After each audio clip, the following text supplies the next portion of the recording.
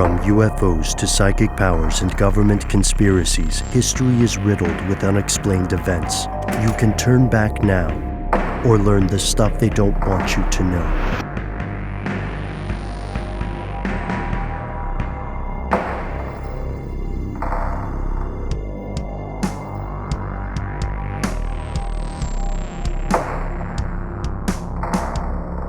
Hello, welcome back to the show. My name is Matt. My name is Noel. They call me Ben. We're joined as always with our super producer, Paul Mission Control Decant. Most importantly, you are here, and that makes this the stuff they don't want you to know. Heads up, fellow conspiracy realists, in the course of this episode, you may hear what sounds like a few muffled explosions. They are not the brilliant design of our super producer. They are the nefarious design of some guys who decided to build a staircase today behind my house. So just if you Brilliant. know, yeah. So I just wanted to make that clear. Trying to improve the area. It's strange. But, wishing them the best. They're better than the leaf blower guy, who I think is a nemesis for a lot of us nowadays. What kind of staircase are we talking, Ben? Is it a nice spiral staircase? Is it some like brutalist architecture, or is it just a run-of-the-mill, set of stairs? It is in the running, Noel, for the noisiest set of stairs I have ever encountered. I don't know if it's a PR stunt, a promotion for the advantages of elevators. Unclear, but it has nothing. Hey, did we ever find out if we're going to get sued for was it Dr. Dre? Who was it? Notorious B.I.G. in the background? We're not, right? I don't think so. I hope not. And please, any legal departments listening, treat that as the tribute it is. Treat that as the tribute it is. Today's episode comes to us courtesy of our fellow conspiracy realist, Tom, over in Europe. And Tom, you wrote to ask us about a proven conspiracy that took place not too long ago. It's a conspiracy that many people have never heard of, which is going to be odd when we get further into the story. And our story really begins with NGOs. One in particular, Greenpeace. We were talking about this a little bit off air. Have you guys ever met anybody who volunteered for Greenpeace? No, I knew somebody who was in the Peace Corps. That's not the same thing, though, I don't think. No, honestly, I've not met any individual who's worked for them.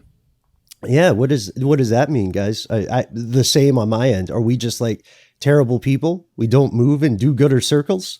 I think you're right. or hot take, it's not real. There is no Greenpeace. I like both of these. It's true. There are going to be some people in the audience today who are thinking, "Oh, hold on, guys, hold your badgers.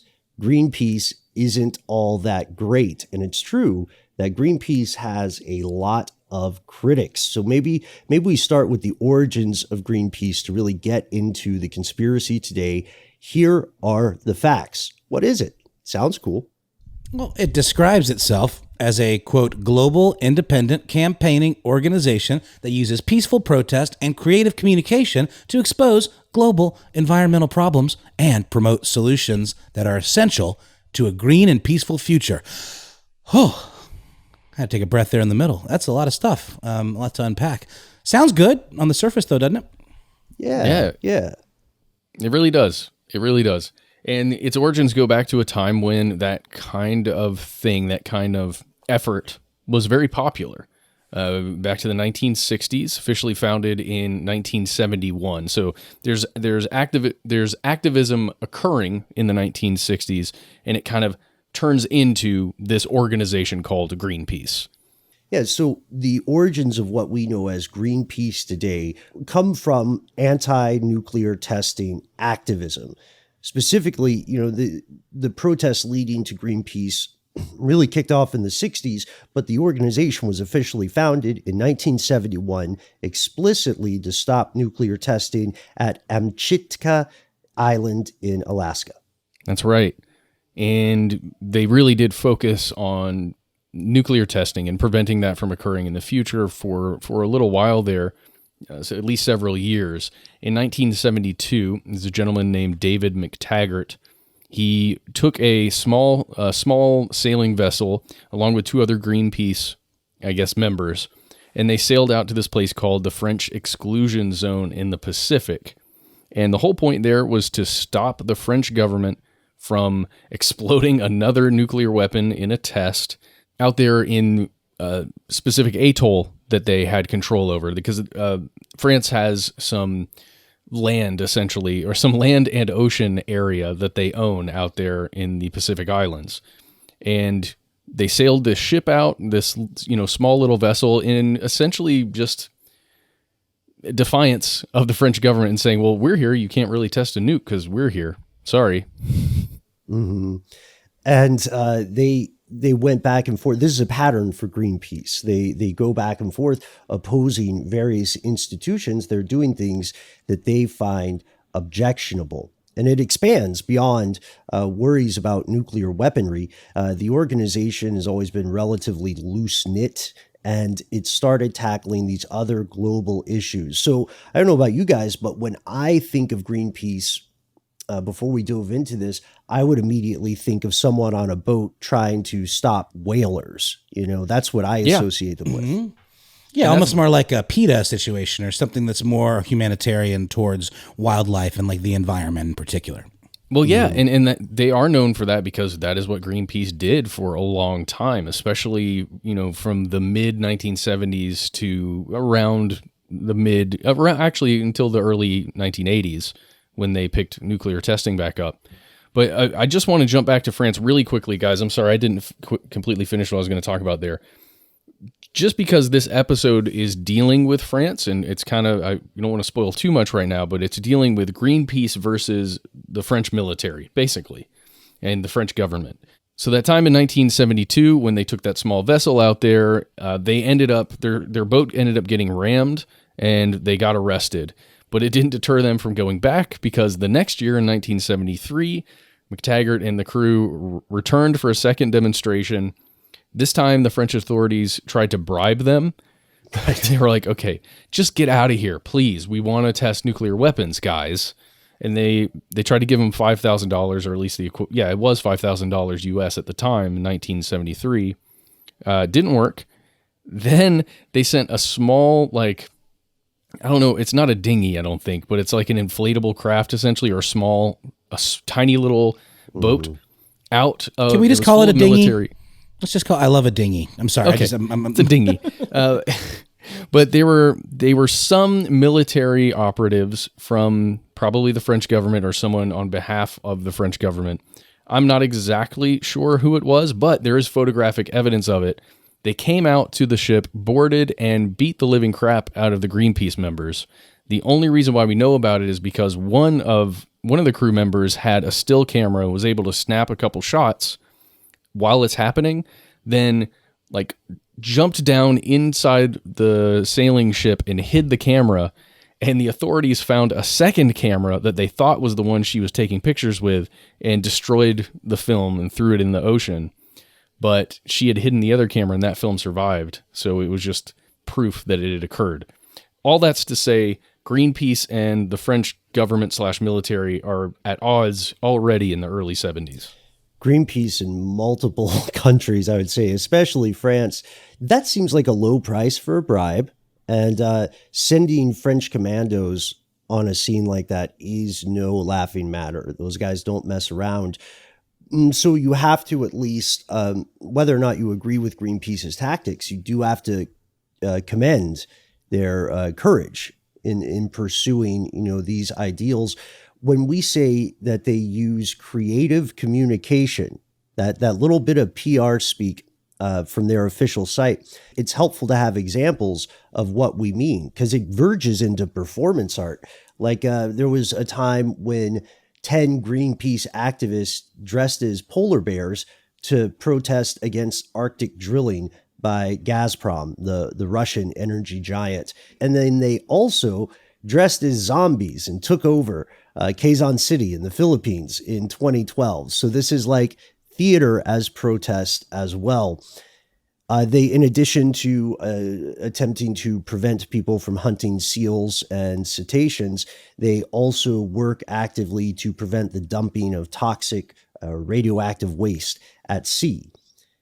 Historically speaking, they tend to use what they call direct but nonviolent actions. So just like you were describing, Matt, they'll steer a small dinghy between a whaler's harpoon and the target, or they'll go over to an industrial pipe that's discharging waste and they'll physically plug it up. These things can be expensive for those institutions, but they themselves endeavor not to harm other people. So you might hear NGO like this described with the phrase eco-terrorist, right? Or they're committing acts of eco-terrorism by damaging property. But to be very clear, they are not actively out there, kidnapping people or bombing them and stuff like that. But all these actions, whether they're to bring awareness to something or whether they're to prevent what is seen as an environmental crime, have brought Greenpeace a lot of attention over the years, a ton of attention. But make no mistake, folks, not all of this attention is positive. This is true.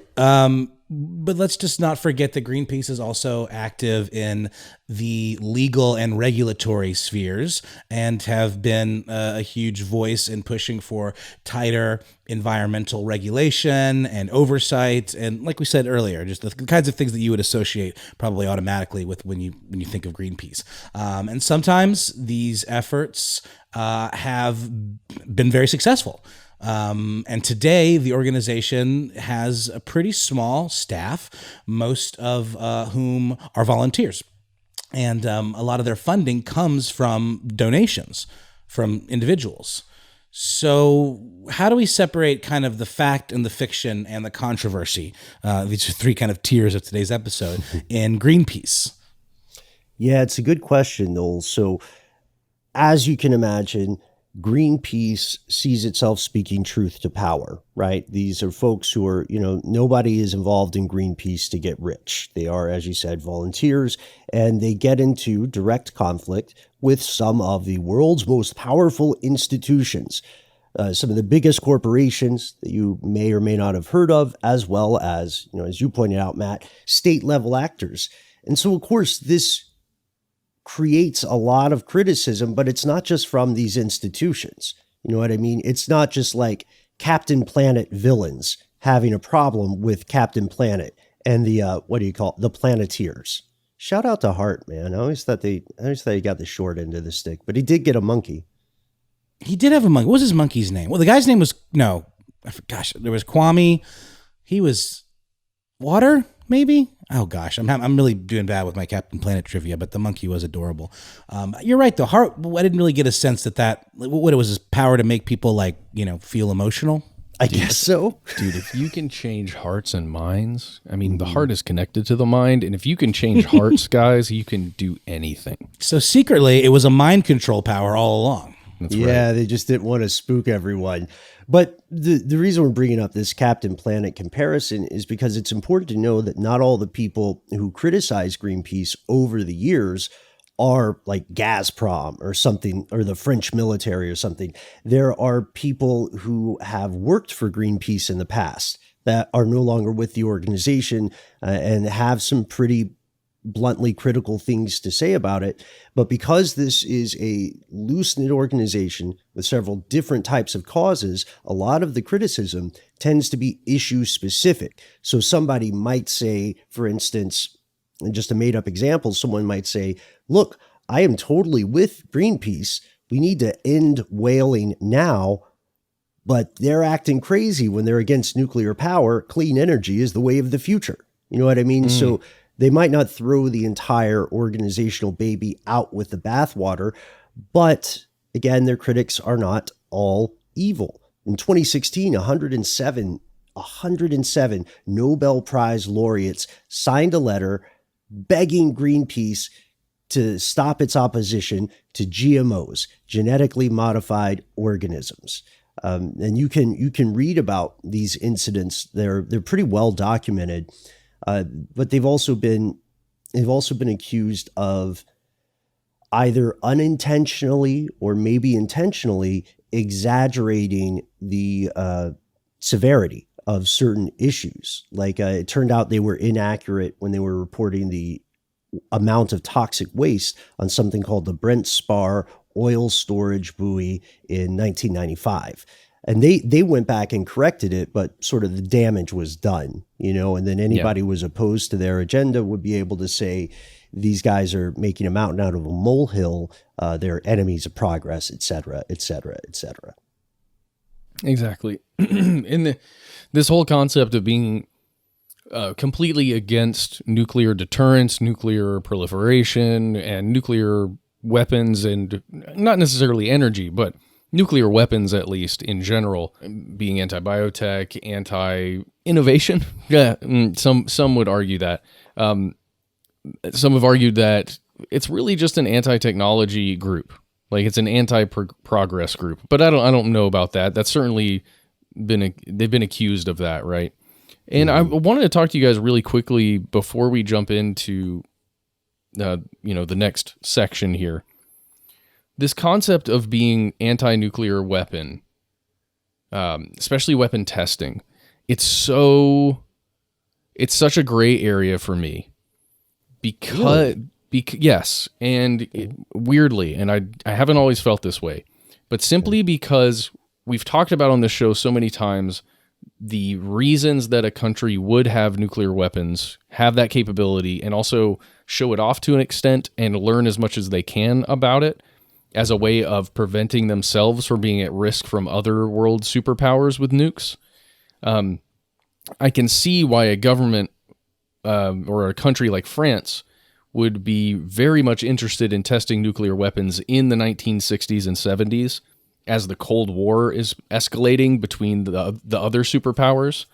I can see why they would want to establish their position as a powerful nation that can't be messed with, essentially.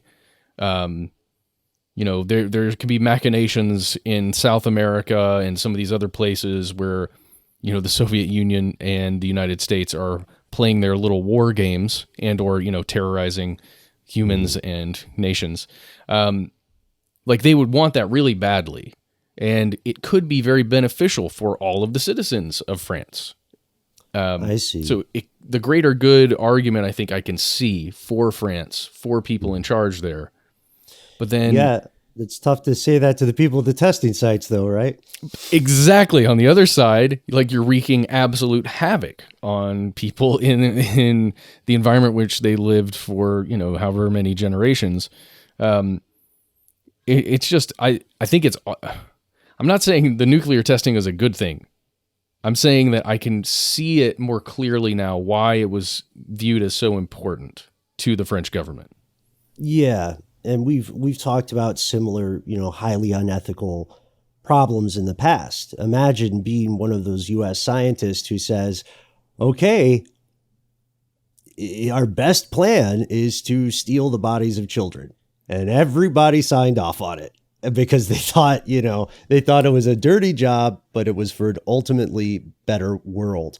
And that's up to future historians to debate the accuracy of that or the sincerity, I would argue. But I guess what I'm at the end of that, I agree with you.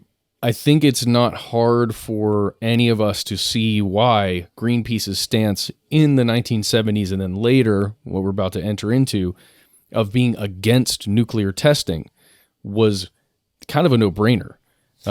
Yes. Yeah. Well, yeah. A lot of people can get behind that notion.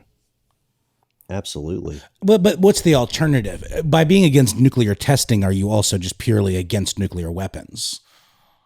Yeah, that's the thing. Because it's a dual-use technology, there's not really...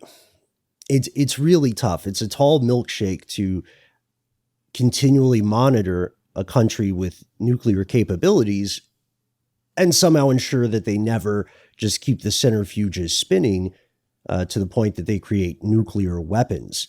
It's tough. It's a dilemma. But the big takeaway here is this. Greenpeace started because they wanted global disarmament.